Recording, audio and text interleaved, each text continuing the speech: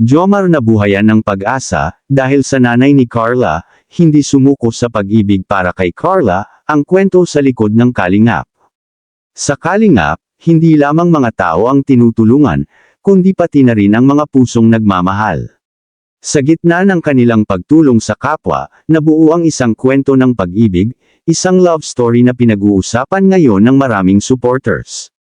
Ang pag-amin ni Jomar sa araw-araw na magkasama si Carla at Jomar sa mga proyekto ng Kalingap, unti-unting nahulog ang loob ni Jomar kay Carla. Mga Kalingap, hindi niya napigilan ang sariling ipahayag ang kanyang nararamdaman. Naging viral pa nga ang ilang moments nila, tulad ng pag-aalalay ni Jomar kay Carla sa mga gawain, at ang mga simple pero makabuluhang mga tingin. Sa isang pagkakataon, naipahayag ni Jomar ang kanyang pag-ibig sa harap ng kamera. Carla, matagal na kitang gusto. Handa akong maghintay at gawin ang lahat para sa'yo, wika niya, sabay ngiti ng may pag-asa. Ngunit sa kabila ng lahat, hindi naging madali para kay Carla na sagutin ang kanyang kaibigan. Bagamat masaya siya na kasama si Jomar, sinabi niyang mas nais niyang manatili silang magkaibigan muna. Ito ang sabi ni Carla sa likod ng kamera, "Mahalaga sa akin si Jomar, pero sa ngayon, mas gusto ko munang maging magkaibigan kami," paliwanag ni Carla. Hindi naman nasaktan si Jomar. Naintindihan niya ang damdamin ni Carla at pinili niyang manatili sa kanyang tabi bilang kaibigan. Ang payo ng ina ni Carla ang hindi alam ng marami, sa likod ng lahat ng ito, may isang taong lihim na sumusuporta kay Jomar, ang ina ni Carla. Sa isang pribadong pag-uusap, sinabi ng ina ni Carla kay Jomar, "Huwag ka susuko, Jomar. Gustong-gusto pa naman kita para kay Carla. Alam kong mabuting tao ka, at baka isang araw, magbago pa ang isip ng anak ko."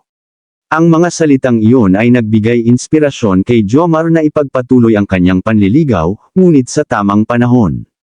Patuloy siyang naging masigasig sa kanyang mga gawain sa Kalingap, ipinapakita hindi lamang kay Carla, kundi sa lahat, kung gaano siya ka-determined sa lahat ng aspeto ng kanyang buhay.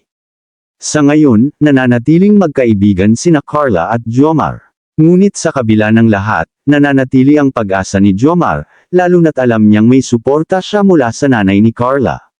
Ang kanilang kwento ay nagpapaalala na minsan, ang pag-ibig ay isang mahabang proseso, hindi minamadali, ngunit may tamang panahon para dito. Magkakatuluyan kaya ang dalawa, mga Kalingap? Abangan natin ang mga susunod na kabanata ng kanilang kwento. Anong masasabi mo tungkol dito, mga Kalingap? I-comment mo lang sa baba ang gusto mong sabihin at ating babasahin isa-isa. Maraming salamat po. To God be the glory. Ano masasabi niyo ngayon dun sa ano po? Yung sa nangyari kay Papa Jones, parang nabasted siya. Malungkot na siya. Kasama dapat siya ngayon, in-invite namin kaso yung parang, awang ko. Ano po, Parang wala pa sa sarili. ayos lang yan, tapos man po bagang nanliligaw na inaagyan mo po Bagay. yun. Kaya nga eh.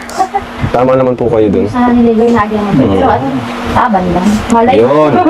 Malay Abang lang daw, po, Papa taban Jones. lang. Sana mapanood mo ito. Depende sa sitwasyon din kasi. Malay mo, wrong timing lang. Ano po na eh. Malay, Ganyan. sa paglaban lang. Oo, dapat si Jones din.